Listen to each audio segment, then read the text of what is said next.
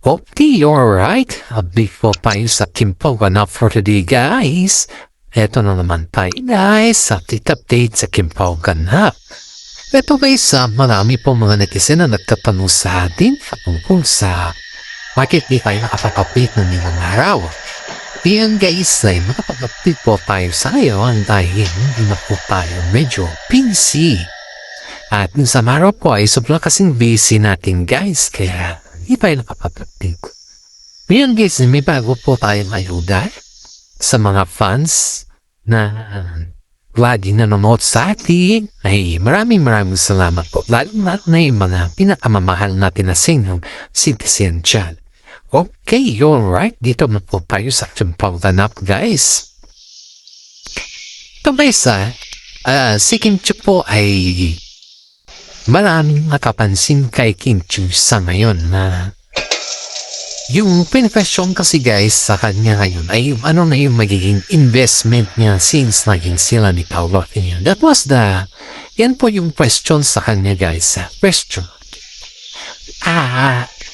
Alam nyo guys, sa question naman po yan ng mga netizen na palaging pasakasama ni Kim Chiu, kahit saan man. Ayan po yung mga question nila kay Kim Chiu guys dahil nung sila ni Paolo ni Sian Ming, ang daming nag-investment ni Kim Chiu. Halos may mga bahay siya, halos may mga iba't ibang kumbaga ang dami niya talagang mag-invest. Siyempre alam mo naman sa Sian Lim case na siya isang Chinese, mahilig talaga sa mga business na rin yan or sa mga investment para hindi masayang yung kanyang pinagpaguran. Pero ngayon guys, tanong naman kasi kay Kim Chiu nung sila ni Paolo Pinhinong guys. Ano na daw yung invest ni Kim Chiu sa ngayon? Dahil parang ang naririnig kasi, hindi parang guys, ang naririnig kasi guys is nagkaroon ng alitan. If si Kim Chiu po, ipaki-correct lang po kapag yung tama po yung ating source. May alitan daw sila Kim Chiu at saka si Ate Lakam sa ngayon dahil dun sa mga about ito sa financial. Ngayon, napapansin ng mga netizen guys na wala silang naririnig na about sa mga investment ni Kim Chiu. Si Paolo naman guys, yung pansin din ng mga netizen kay Ate Lakam, she don't want Paolo. Ayaw niya kay Paolo dahil si Paolo kasi guys is siyempre lumaki. Iba kasi yung pamilya kung saan sila galing eh. Kapag ikaw kasi paggaling ka sa pamilya na kagaya namin na very poor, kapag nagkaroon ka na ng pera, alam mo na yan kung saan mo gagamitin or alam mo na kung paano mo na siya gagamitin, diba? Siyempre, pag nanggaling ka sa mga ganyan na bagay, alam mo na yan. Ngayon guys, ito yung napansin nila kay Kim Chiu dahil wala tayong naririnig, walang naririnig yung mga kasamahan niya kung ano yung mga investment niya. Ang naririnig nila is alitan at kasi Ate Lakam guys ay kahit naman siguro sino magagalit kung yung inaasahan mo tao ay narunong sa droga, narunong sa sugal, ganyan. Lalo't hindi mo naman pinagpaguran yung sinusugal mo, diba? Binibigyan ka na nga lang ng pera tapos sinusugal mo pa. Aba, siyempre kahit naman siguro sino dyan guys ay magagalit. Natural lang naman is na magagalit si Kim Chiu dahil alam naman din natin ang sumusuporta kay Ate Lakam ay si Kim Chiu. At ang nag-aalaga naman kay Kim Chiu ay si Ate Lakam. Ito may yung pinaka-masakit guys. Yung samantalahin mo yung kabaitan ng tao sa iyo kahit siguro sabihin natin na inalagaan mo siya. Of course, siyempre kapatid mo yan, normal lang na alagaan mo. Pero hindi ibig sabihin naman na kapag inalagaan mo yung kapatid mo, yung kapalit naman nun, yung luho mo. Hindi naman siguro hindi naman siguro normal yan, diba? Ang atin lang ito guys is yung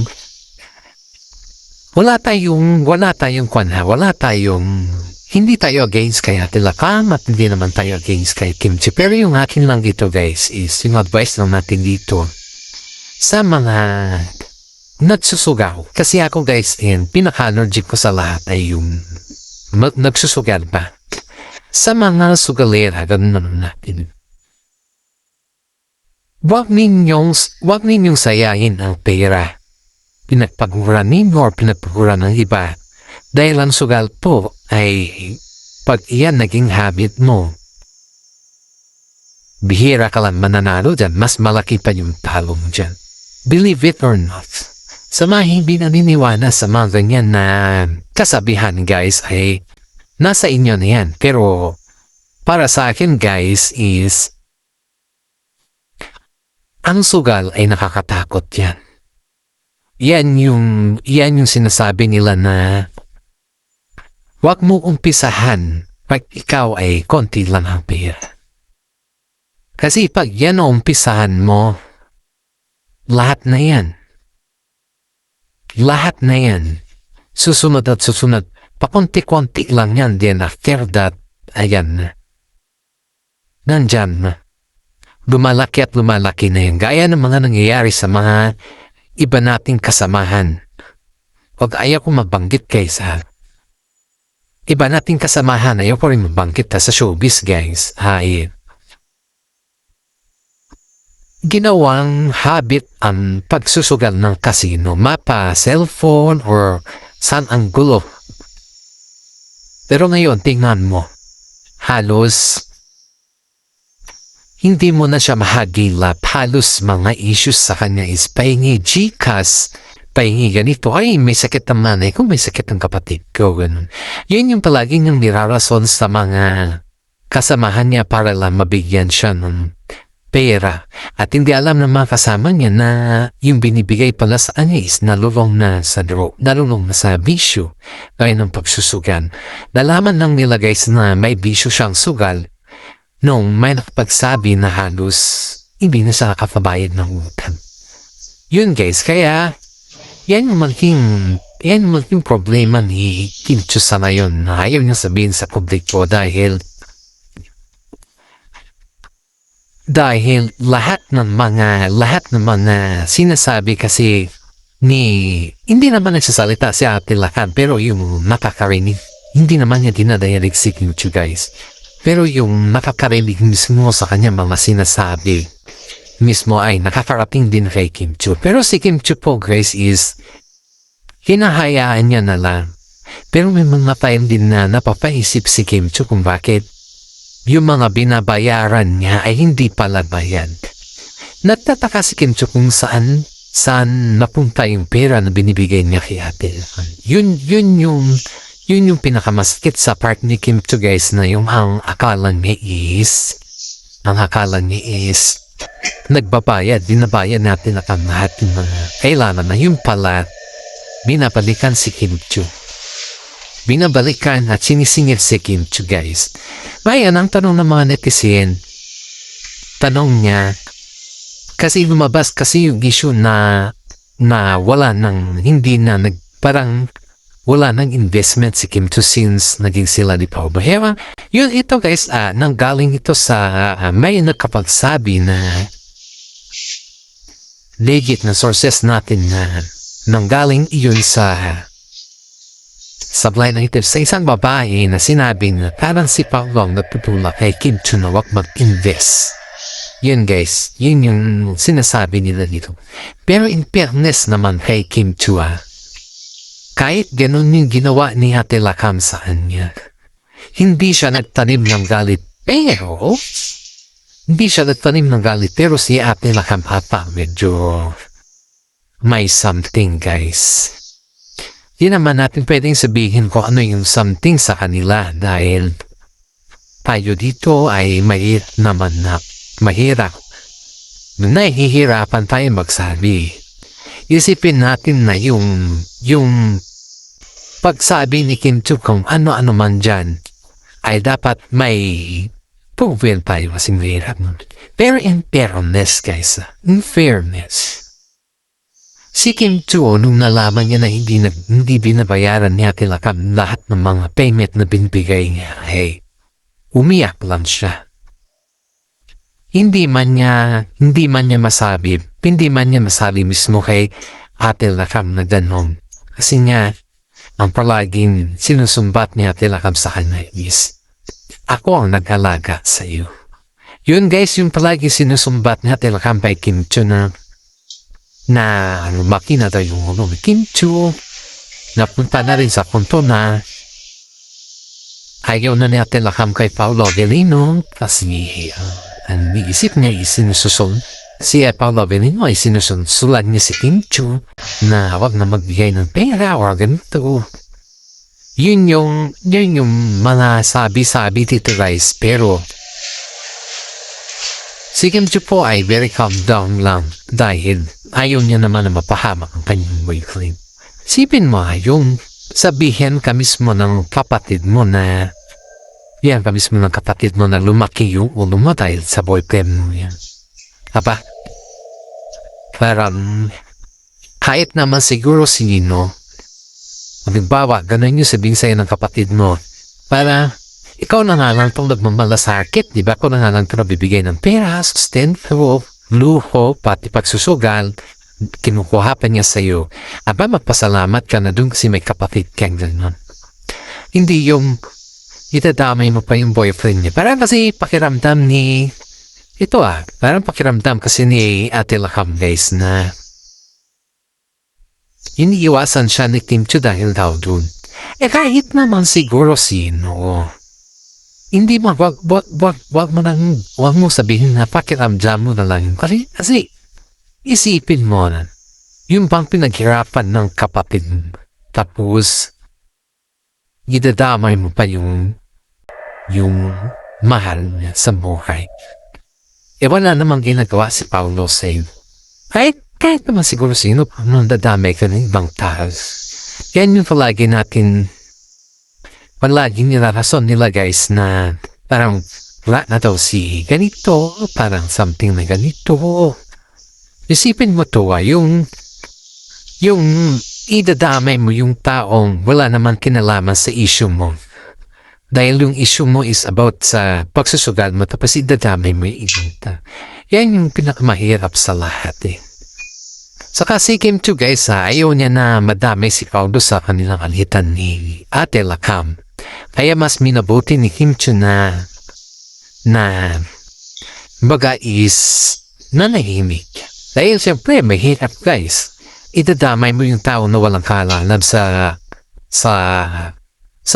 kusot ninyo. Kahit naman siguro sino yan. Advice na ng mga tao na dapat wag ganun si Ate Lakam. Kasi alam naman natin lahat na si Ate Lakam nagbibigay. Si Kim Cho bibigyan ng sustento kay Ate Lakam. Wala namang anak buhay sa Ate Lakam. Wala sa anak buhay, masa lang din niya sa bigay ni Kim Cho. Kaya, siyempre, nasanayin niya siguro na palaging namibigay si Kim Cho sa kanya. May hangganan naman yung lahat. Yun nga yung sinasabi nila guys na di lahat ng pabor mo ibibigay mo dahil may mga time na may mga pangangailangan din ng kapatid mo. At hindi naman lahat, di everyday sa iyo lahat nakafocus, diba? Yan po yung sabi nila kay Ate Lakam guys, pero yung iniisip ko si Ate Lakam guys ay hayop dito sa aking legit na sources. Si Paolo Avellino ang nag-advise kay Kim Cho na huwag nang bigyan ng pera, malaking pera si Ate Lakam, then sinusugan. Ang dinadaming ito si Paolo Avellino kapag tuwing may mga hindi sila natintindihan ni Kim Cho ay makakarinig ka talaga ng pagdadamay kay Paolo Avellino. Yan yung halos naririnig natin tuwing magkasama silang dalawa guys at pag may mga alitan. Pero in fairness naman kay Paolo Avellino, hindi naman siya yung tao na yung palapapon. Wala naman sa status ni Paolo Avellino yung palapapon. Kaya maraming mga netizen din po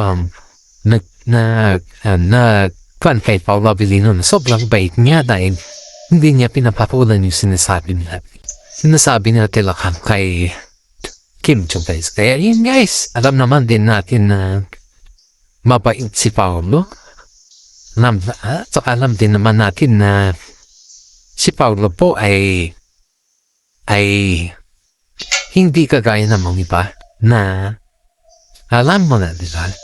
Yan po yung mahalos sinasabi ng mga kapwa natin ni Grace na wag natin abusuhin yung kasama natin. Kasi pag yan abusuhin mo, wala kang makatuwa. Yan po yung palagi nilang sinasabi nila. Kaya isip-isip tayo dahil lahat ng mga bagay ay may hangganan at hindi naman tayo pwedeng kung ano-ano man dyan na itatakod natin, diba? Kaya ito guys may mga another ayuda na naman tayo guys. Tungkol na naman ito sa bago nilang, pero kumbaga guys is bago nilang buhay na matsyota. Na yung alam mo na, itong si Kim Chiu guys ay madali pa na siyang matuto. Ang suggestion kasi ng mga kasama niya guys na kasama niya sa showbiz ay matuto siya sa lahat ng bagay kasi andito na sila sa level na yung sila na lang ikaw no. Sipin mo to guys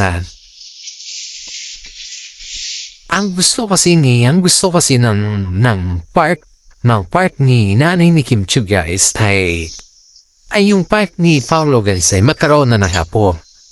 Pero dahil kasagsagan ng career o ang ganda ng career nila Kim Chiu at si Paolo Avellino ngayon guys ay not pa-reserve na si Kim Chiu ng Excel. Alam nyo guys yung nagpapareserve ng Excel guys. Excel na. Yung similar niya. Nagpapareserve ng Excel guys is sa mga celebrity lang mangyayari yan. Kasi nga pag sobrang sikat ka tapos gusto mong mabuntis o ganon. Ang opportunidad kasi guys is not once lang yan na sinasabi.